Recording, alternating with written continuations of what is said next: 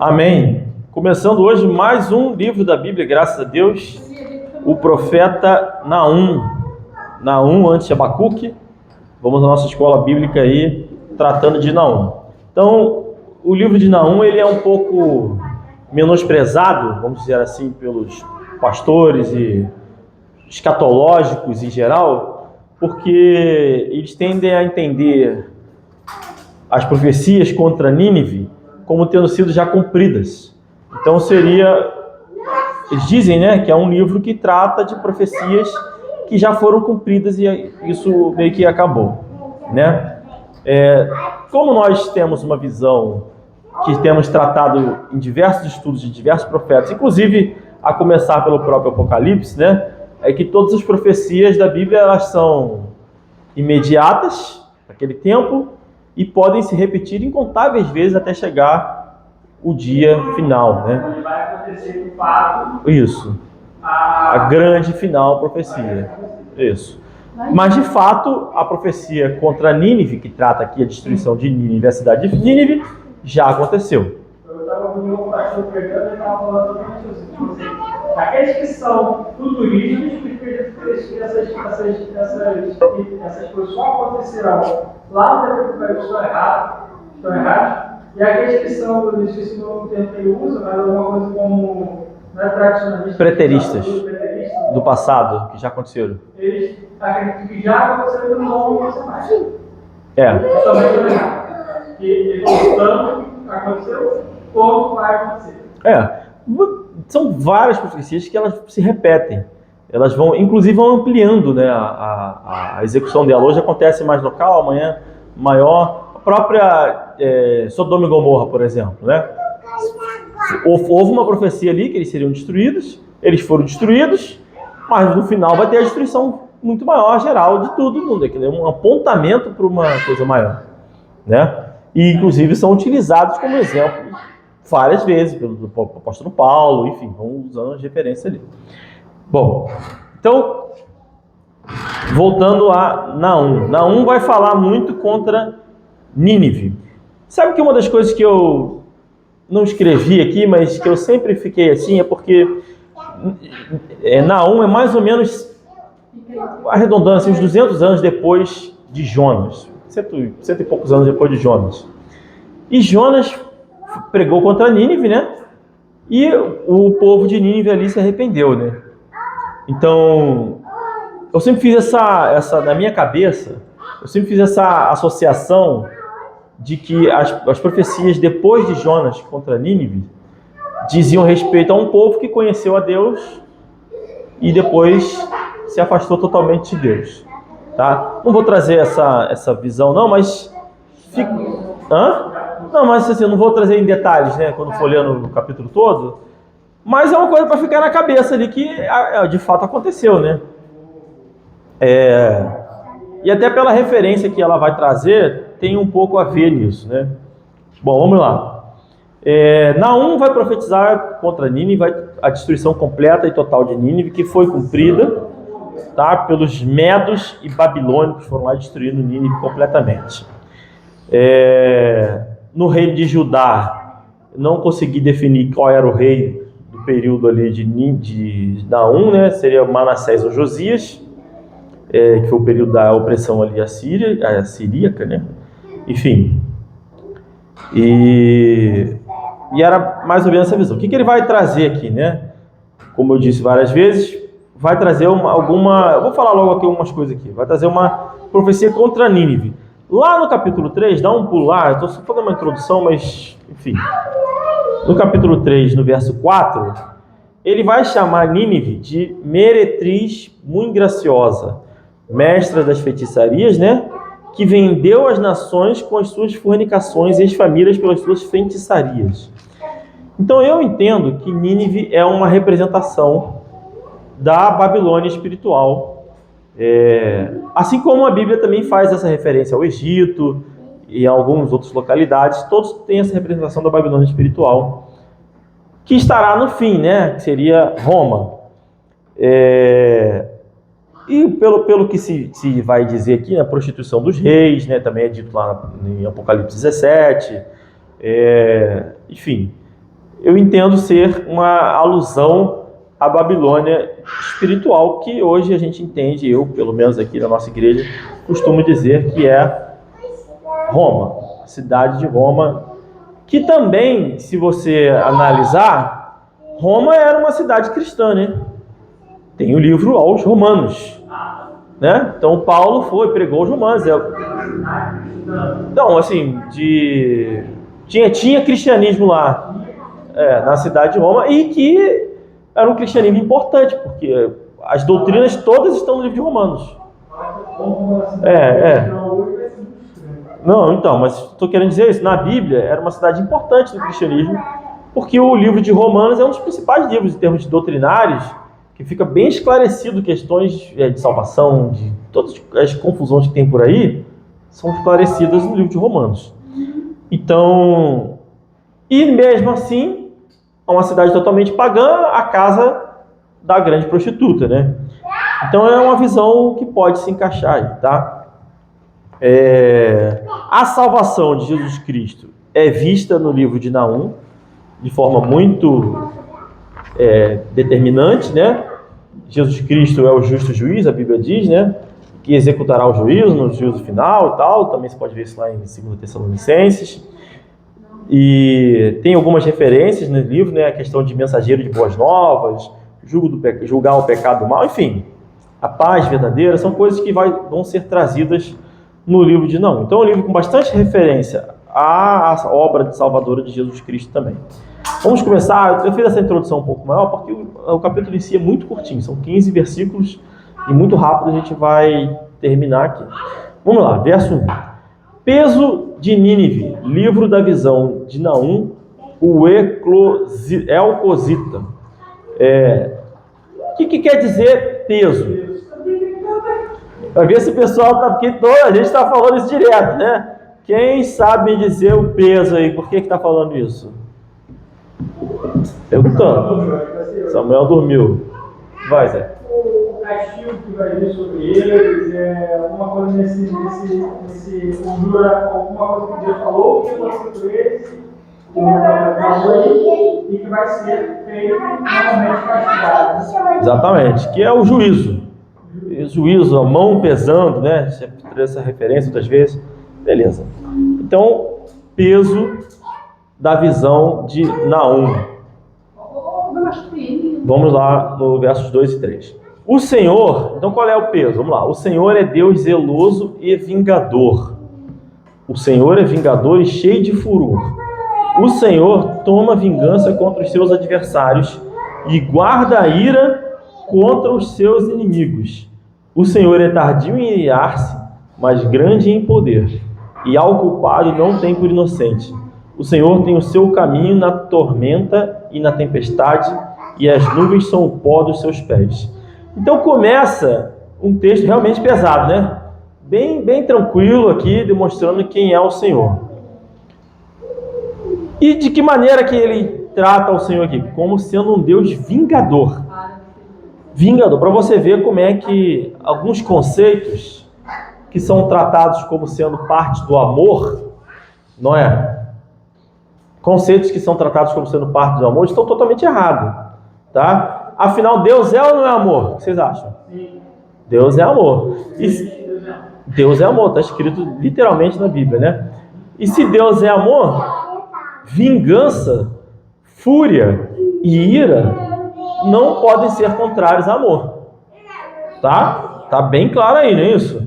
Agora, isso não é para nós darmos vazão à nossa sede de vingança, ou à nossa ira, ou à nossa fúria, porque a vingança pertence ao Senhor, tá? De forma bem clara. Não é pecado você desejar a vingança. Pecado é você executar a vingança.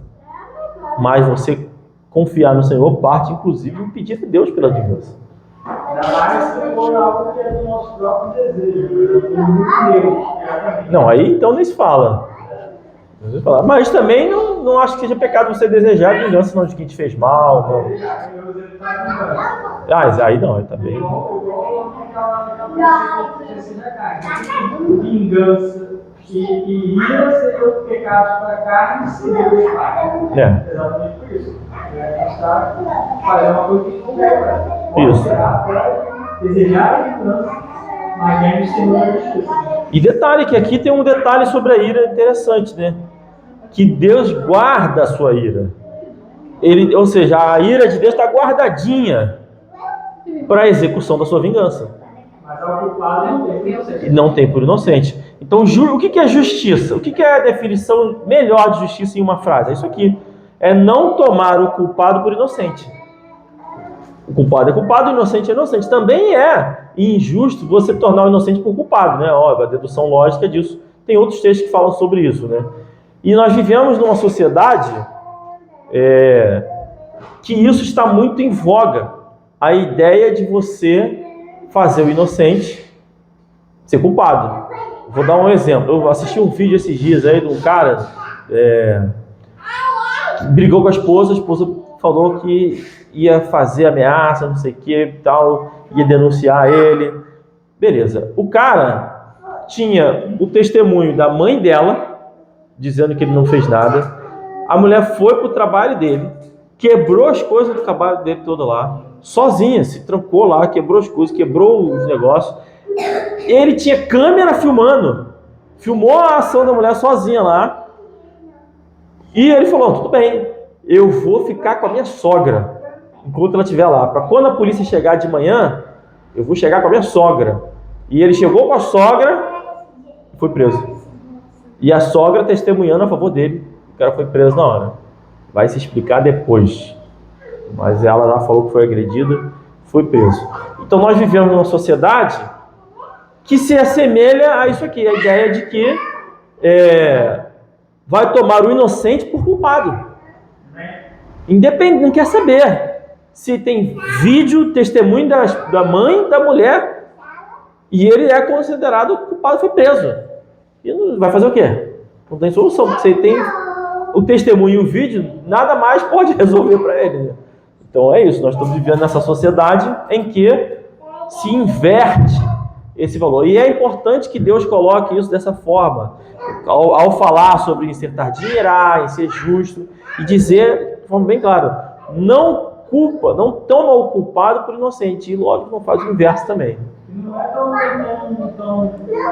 talvez não seja tão importante assim, como vai fazer, mas acho importante em alguma medida, que aqui Nínive ou qualquer outro poderia estar fazendo aquilo que a terra que os homens não é certo que faz. Sim. Por exemplo, se hoje é permitido roubar, livremente, por lei é permitido roubar, ainda é culpado perante Deus, porque Deus falou que não é permitido roubar. Então, quando vier Deus vier do juízo dele, vai cobrar esse roubo que tecnicamente o jogo seria permitido. Perfeito.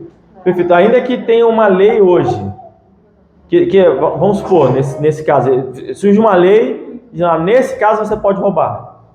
Nesse caso você pode roubar. Aí as pessoas começam a roubar aquilo ali. Isso não muda o fato de que continua sendo errado.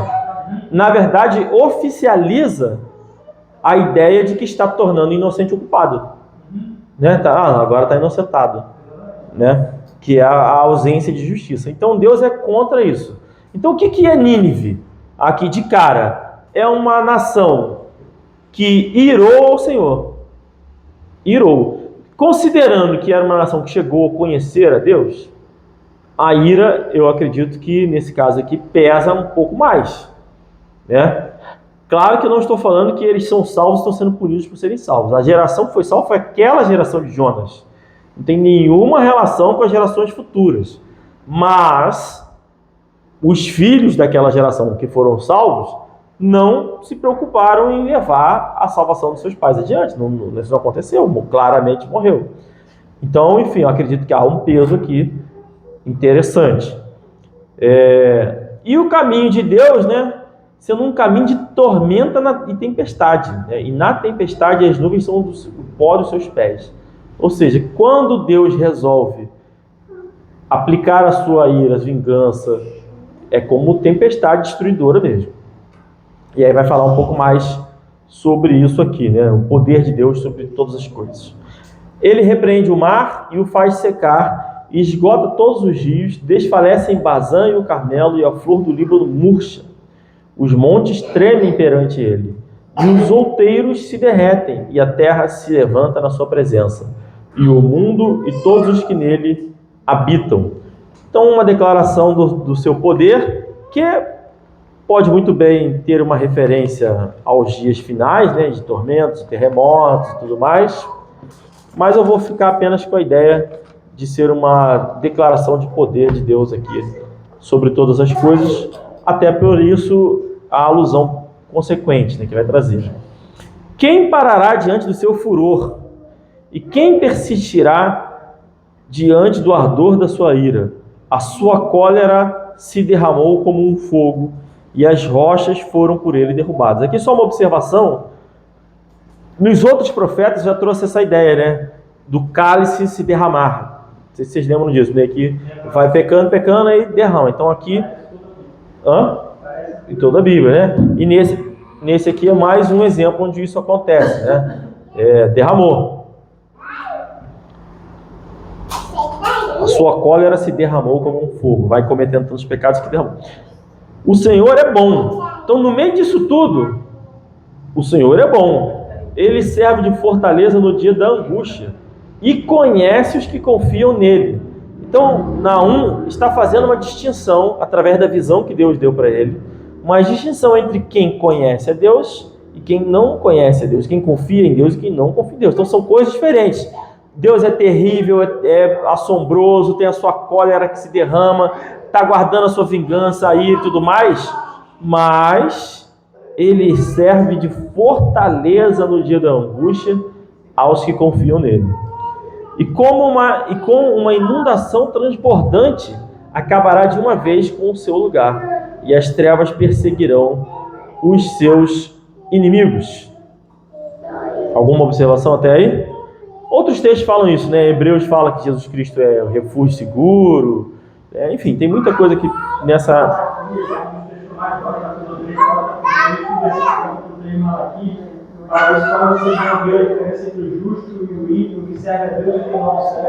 Verdade.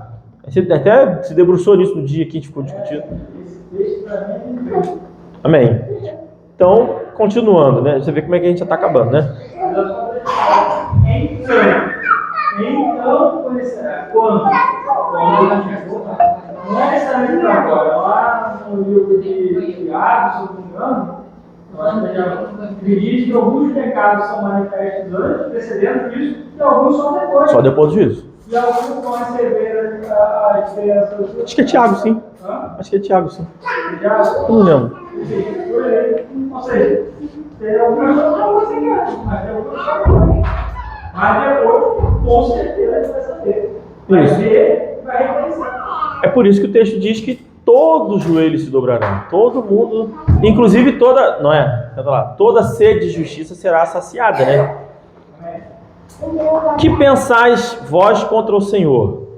Ele mesmo vos consumirá de todo. Não se levantará por duas vezes a angústia. Então a ideia que uma vez eu trouxe, né, de que Deus não pune duas vezes, né? É uma vez só, pelo mesmo pecado, né? Lógico, né? Porque ainda que eles se entrelacem como os espinhos e se saturem de vinho como bêbados, serão inteiramente consumidos como palha seca. De ti saiu um que maquinou o mal contra o Senhor, um conselheiro vil. Então aqui já começa a entrar, quem é esse um? Não dá para identificar, eu pelo menos não consegui identificar. Mas poderia ser uma alusão às profecias finais. Judas, ou a ideia de um falso cristão, né, também.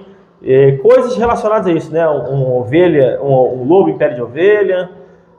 Enfim, são várias possibilidades aí. Mas pode ser sim uma profecia, porque vai falar de Jesus mais à frente, falando também a respeito do próprio Judas, né? Ele fala, que pensais vós contra o Senhor? Ele mesmo vos consumirá de todos. Não se levantará contra as vezes da angústia. Aí ele fala, porque ainda que eles se entrelacem Está falando desse voz, aí está fazendo referência a esse voz ou outro sujeito? Então, ele está falando contra Nínive, né? Contra a cidade de Nínive aqui. E está falando para o povo, né? O povo de Nínive. Eu não sei se tem alguma relação com esse né? Que é esse que saiu de ti, né? Do meio de ti. Ou se estão falando disso tudo aqui, ó. Ainda que eles se entrelacem como os espinhos e se saturem de vinho como bêbados, serão inteiramente consumidos como palha seca. Eu não sei te responder essa pergunta. O que você acha? Porque se for em relação a povo salvo que anda no meio dessa galera, vai me fazer todo sentido. Pode ser. Pode ser. Porque ele está alusão aí a dois textos, né? Um é espinhos, que fala, Jesus fala exatamente sobre os espinhos ser dessa forma, e o caso dos deleites da vida não Não, só antes de você terminar. Ele falou isso antes, ele fez a separação dos que confiam no Senhor ou não. Então, isso. Mas dentro desse texto tem pessoas de Nínive. Sim. No meio de Nínive alguém crê, por exemplo. Sim, pode ser. E aí depois ele fala uma palha seca, então é uma automação digital. Não é? Poderia não ser. Poderia não ser, mas poderia ser. Se a gente conseguir chegar a conclusão que estaria falando, porque ele usa um termo aí que é, porque ainda que eles, então ele está falando, vocês, ainda que eles, falam um para o outro. Eu vou depois tentar chegar um pouco mais nesse texto aí. Então, pode ser, porque ele está falando, ó, ele falou dos que confiam no Senhor, né? Aí, falando dos que confiam no Senhor, e dos inimigos, né? As trevas perseguirão os seus inimigos. Aí ele não tá, ainda continua falando dos que confiam no Senhor. Que pensais vós contra o Senhor, né? Ou seja, vocês que são salvos, que confiam no Senhor, o que vocês pensam contra o Senhor? É possível, né? E no final disso, desse versículo 11, ele vai falar que do meio de ti saiu um que maquinou mal contra o Senhor, né? O conselheiro vil. Então pode ser, os salvos, do meio dos salvos sai um que planeja o mal, né? Pode ser como eu disse, né? Um falso profeta, um filho do diabo mesmo infiltrado. Você vai ver a mesma coisa. Vamos lá para o 12. Assim diz o Senhor, por mais seguros que estejam e por mais numerosos que sejam, ainda assim serão exterminados. E ele, esse né, imagino, passará. Eu te afligi, mas não te afligirei mais. Mas agora quebrarei o seu jugo de sobre ti e romperei os teus laços. Espera aí, o que você queria trazer disso aí? Bom, ainda fico bem confuso. Mas sobre quem ele quebra o jugo? Não, aqui, assim, eu continuo entendendo. Pode ser esse que você falou, faz sentido no texto todo, porque esse jugo que ele vai quebrar de sobre ti e tal, são dos salvos. Também consigo ler isso aí. São dos salvos. Sim. Deus pessoalmente pode ser isso. Pode, ele está trazendo um personagem aqui, que é um conselheiro vil, que eu não consigo identificar com certeza. Pode ser até um anticristo. Pode ser o próprio anticristo no final dos tempos, né? Isso. Mas com certeza é alguém que está no meio do povo de Deus, alguém que está no meio, entre os salvos ali, né? E ele passar que seja Deus, ele vai passar, não? Cadê? Ele vai passar, porque ele diz lá que ele vai andando sobre tudo, tremendo, ele vai andando, ele vai passar no meio do céu, né? Não, acho que não. Porque ele faz a separação. Ele passará, eu te afligir. Logo na continuação. Ele passará, eu te afligir, mas não te afligirei mais. É verdade. Como se Deus usou ele como uma aflição. Bom, gente, profetas menores são mais difíceis mesmo, só para deixar claro, né? Nesse caso aqui, muito mais difícil do que...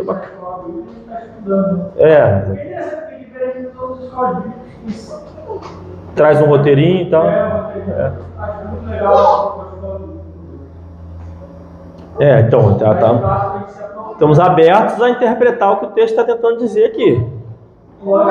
Claro que eu estudei antes de vir para cá, mas algumas... Sim. E se fosse uma coisa simples, não precisava dessa discussão, né? É um texto realmente mais difícil. Então vamos lá. E depois ele vai assim, definir essa coisa no 15. Vamos ler até o 15 logo. Contra ti, porém, o Senhor deu ordem que não haja mais linhagem do teu nome. Ou seja, os filhos mesmo, os descendentes, realmente não estão mais salvos, né? Desse que traiu, né? Isso, daquele. Acabou. Da casa dos teus deuses exterminarei as imagens da escultura de fundição. Ali farei o teu sepulcro, porque és vil. Então esse homem vil, conselheiro vil, ele está no meio das imagens de fundição, no meio dos centros de idolatria, vamos dizer assim, esculturas e tal. Eis sobre os montes os pés do que traz as boas novas. Então esse aqui é Jesus. Não é? Jesus. Ou qualquer um da evangelho. Ou qualquer um que serve em nome de Jesus. Isso. Do que anuncia a paz. Celebra as tuas festas, ó Judá, cumpre os teus votos, porque o ímpio não tornará mais a passar por ti, ele é inteiramente exterminado. Então, esse passar por ti, aquele que passou, era o ímpio, usado por Deus como punição. Porque agora, se a gente trouxer para o contexto da época, o povo de Judá tinha sido, de fato, levado, né? Cativo e tal, e eles estavam lá, ainda aqui, estavam lá na Síria, né? Isso, enfim, e aí, diante disso, ele está falando, vai chegar, vão poder celebrar as suas festas de novo, vão chegar as boas novas, e eles serão inteiramente exterminados. Então temos aqui algumas alusões, temos os ímpios em geral, 3 personagens aqui, para a gente aprofundar nos próximos capítulos, já pensando sobre isso. 3 personagens, o povo de Deus que é salvo, tá? Talvez 4, considerando o mensageiro aqui, sendo Jesus, mas vamos considerar o povo de Deus. Temos o conselheiro vil, que maquinou o mal, e temos os ímpios em geral. Esse conselheiro vil está posto separado dos ímpios. Então ele é mais do que um ímpio. Ele é alguém realmente... Exatamente. Mas ainda acho que pode ser lido da forma como falou, os ímpios. Porque acredito que a Bíblia mostra isso em outros textos, que no meio da gente ia ser levantado pessoas que são lobos, no meio das ovelhas, sim. que vão estar no meio da gente. Não, outros textos falam disso, muita gente. Mas eu estou querendo dizer assim, esses, até mesmo o lobo disfarçado de ovelha, ele tem um papel especial, né, de destruição, de aflição do povo de Deus. Por exemplo, surge um lobo no meio da igreja, esse cara vai arrasar a igreja. Se ele chegar à liderança e tal, poder arrasar a igreja, é o papel dele, né? Então existe uma punição específica para ele, que é diferente dos ímpios em geral, é mais grave, né? E normalmente são textos interessantes, né? Ele fala um conselheiro vil, ou seja, esses lobos muitas vezes vão vir o papel de conselheiro. Ele vai sentar, vai ouvir, vai falar, acho que você devia fazer isso, fazer aquilo, acho que você devia olhar um pouco mais para esse lado. Então, tem vários conselheiros por aí. Todo tipo hoje é o que está mais... Pode ser um coach, conselheiro, né? Um coach, um psicólogo, o próprio pastor, né? Que fazer aconselhamento pastoral. Qualquer um que é um falso cristão. As más conversações corrompem os bons costumes. Né? É um texto que marcou a história da nossa igreja. Mas enfim. Então, vamos terminar o capítulo de hoje com essas observações para a gente refletir. Primeiro, Deus é bom. Não é isso? Deus é bom. Mas Ele é bom, e por Ele ser bom, Ele não vai transformar o inocente em culpado e vice-versa. Tá? Ele mantém essa separação. E o que pode ser que o conselheiro vil seja alguém que faça justamente isso. Seja alguém que fala, eu aqui na nossa igreja já sofri um bocado por causa disso, por não aceitar certas coisas. Por exemplo, a Bíblia é totalmente contra o divórcio. Totalmente contra o divórcio. Mas existem casos que eu vou defender o divórcio. Já falei abertamente. O marido espanca a mulher. Eu vou defenderia, para não correr o risco de ter o sangue dela eventualmente nas minhas mãos. A mulher trai o marido. Infelizmente, eu defenderia. e vice-versa, tá? São coisas que aí, assim, eu falo isso, alguém vê e vem, pô, você não pode falar isso e tal. Mas é isso, nós não pode trazer o inocente por justo. Lá no Sermão do Monte, Jesus diz que não pode, em hipótese nenhuma, né? Não tem hipótese nenhuma divórcio pela dureza do coração. Mas Paulo depois fala que se o crente quiser se apartar, se aparta. Se o descrente quiser se apartar, e não está preso. Não está preso na lei. Exatamente. Então, enfim. Por isso eu não falar isso. Não, mas é isso mesmo. Vamos encerrar? Parte.